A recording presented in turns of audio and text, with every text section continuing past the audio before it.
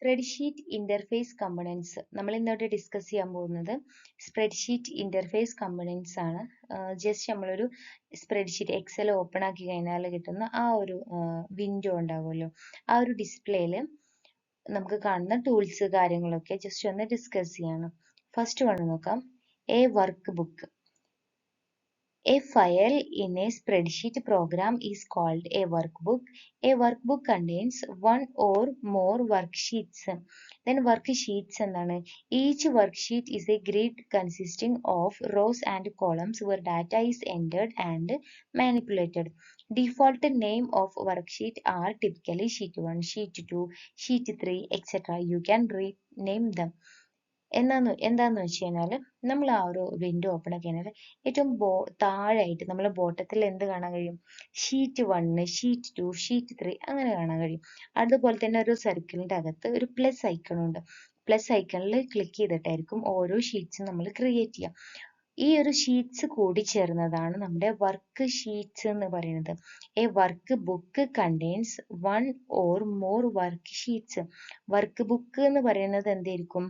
ഈ ഒരുപാട് sheets, work sheets കൂടി ചേർന്നതാണ് വർക്ക് ബുക്ക് എന്ന് പറയുന്നത്. ഈ ഒരു വർക്ക് ബുക്കിനെ നമ്മൾ എന്താ പറയാ? ഫയൽ എന്ന് പറയും. A file in a spreadsheet program is called a workbook. ഒരു file in a spreadsheet program is called a workbook. Then rows and columns. Rows ഉണ്ട്, കോളംസ് ഉണ്ട്, സെല്ല് ഉണ്ട്. നമ്മൾ സ്റ്റാർട്ടിങ്ങിലേ പറഞ്ഞിട്ടുണ്ട്, ഒരു സ്പ്രെഡ്ഷീറ്റ് എന്ന് പറയുന്നത് അതിൻ്റെ ഏറ്റവും സ്മോളസ്റ്റ് യൂണിറ്റ് എന്താണ്? സെല്ലാണ്. ഈ സെല്ല് എങ്ങനെയാണ് അലൈൻ ചെയ്തിട്ടുള്ളത്, അല്ലെങ്കിൽ സെല്ല് എങ്ങനെയാണ് വന്നിട്ടുള്ളത്? നമ്മുടെ റോസ് ഉണ്ട്, കോളംസ് ഉണ്ട്. റോസിന്റെയും അതുപോലെ തന്നെ കോളത്തിന്റെയും ഇന്റർസെക്ഷൻ ആണ് നമ്മുടെ സെല്ല് എന്ന് പറയുന്നത്. നമ്പർ ഓഫ് റോസ് ഉണ്ട്, റോസിനെ റെപ്രസെന്റ് ചെയ്യുന്നത് നമ്മൾ നമ്പേഴ്സ് വെച്ചിട്ടാണ്. അതുപോലെ തന്നെ ഒരുപാട് നമ്പർ ഓഫ് കോളംസ് ഉണ്ട്, കോളത്തിനെ നമ്മൾ റെപ്രസെന്റ് ചെയ്യുന്നത് ആൽഫബറ്റ്സ് യൂസ് ചെയ്തിട്ടായിരിക്കും. ഈ കോളത്തിന്റെയും റോന്റെയും ഇന്റർസെക്ഷൻ ആണ് നമ്മുടെ ഒരു സെല്ല് എന്ന് പറയുന്നത്. ആ ഒരു ബോക്സ്, നമ്മളിവിടെ ബോക്സ് എന്ന് പറയില്ല, സെല്ല് എന്നായിരിക്കും പറയാം. സെല്ല് നെയിമിങ് എങ്ങനെയായിരിക്കും വന്നിട്ടുണ്ടാവാം? നമ്മുടെ കോളത്തിന്റെ നെയിം എടുക്കും ആദ്യം, ദെൻ നമ്മൾ ഹൊറിസോണ്ടലി അറേഞ്ച് ചെയ്തിട്ടുള്ള നമ്മുടെ റോസിന്റെ നമ്പേഴ്സ് കൊടുക്കും. അങ്ങനെയായിരിക്കും നമ്മുടെ ഒരു സെല്ലിന് നെയിം കൊടുക്കുന്നുണ്ടാവാം. ജസ്റ്റ് ഒന്ന് നോക്കാം. റോ എന്ന് പറയുന്നത് horizontal sections labeled with numbers 1, 2, 3, etc. Columns, vertical sections labeled with numbers. Labeled with letters. Cells, the intersection of rows and columns. നമ്മൾ നേരത്തെ പറഞ്ഞിട്ടുണ്ട്. Then active cell, a currently selected cell where the data can be entered or edited is called active cell. നമ്മളിപ്പോൾ active cell എന്ന് പറഞ്ഞു കഴിഞ്ഞാൽ ഇപ്പൊ ഞാൻ use ചെയ്തോണ്ട് കറന്റ്ലി ഞാൻ യൂസ് ചെയ്യുന്ന ആ ഒരു സെല്ലിനെ നമ്മൾ ആക്റ്റീവ് സെൽ എന്ന് പറയുന്നത്. It is highlighted with a bold border. ഒരു ഡാർക്ക് ബ്ലാക്ക് ഒക്കെ വെച്ചിട്ട് നമ്മൾ ഇതിനെ ഹൈലൈറ്റ് ചെയ്ത് കാണാൻ കഴിയുന്ന പറയുന്നത്. നമ്മൾ ആക്റ്റീവ് ആയിട്ടുള്ള സെല്ല്, ഇപ്പൊ ഞാൻ കറന്റ്ലി യൂസ് ചെയ്യുന്ന സെല്ല് നമ്മൾ ക്ലിക്ക് ചെയ്ത് കഴിഞ്ഞാൽ അതെങ്ങനെയായിരിക്കും? ഒരു ബോൾഡ് ആയിട്ടുള്ള ഒരു ഡാർക്ക് ബോർഡർ ഒക്കെ ഉണ്ടാവും അതിന്. ദെൻ നെക്സ്റ്റ് പറഞ്ഞതാണ് formula bar. Formula bar locate ചെയ്യുന്നത് നമ്മുടെ റിബണിന്റെ താഴായിരിക്കും, അതല്ലെങ്കിൽ നമ്മൾ ഗ്രിഡിന്റെ മുകളിൽ എന്നാ പറയാം. Located above the grid, the formula bar displays the contents or formula of the active cell. Active സെല്ലിൽ യൂസ് ചെയ്തിട്ട് അല്ലെങ്കിൽ ആക്റ്റീവ് സെല്ലിന്റെ ഫോർമുല ആയിരിക്കും ആ ഒരു ഫോർമുല ബാറിൽ നമുക്ക് കാണാൻ കഴിയാം. ദെൻ റിബൺ എന്ന് പറയുന്നത് നമ്മുടെ ഫസ്റ്റ് ഈ ഒരു എക്സൽ സ്റ്റാർട്ട് ചെയ്ത് കഴിഞ്ഞാൽ ഏറ്റവും ടോപ്പിൽ ക്വിക്ക് ആക്സസ് ടൂൾ ബാർ ഉണ്ട്. അത് കഴിഞ്ഞാൽ നെക്സ്റ്റ് വരുന്നതാണ് റിബൺ എന്ന് പറയുന്നത്. Ribbon contains various tools and options organized into tabs like file, home, insert, page layout etcetera.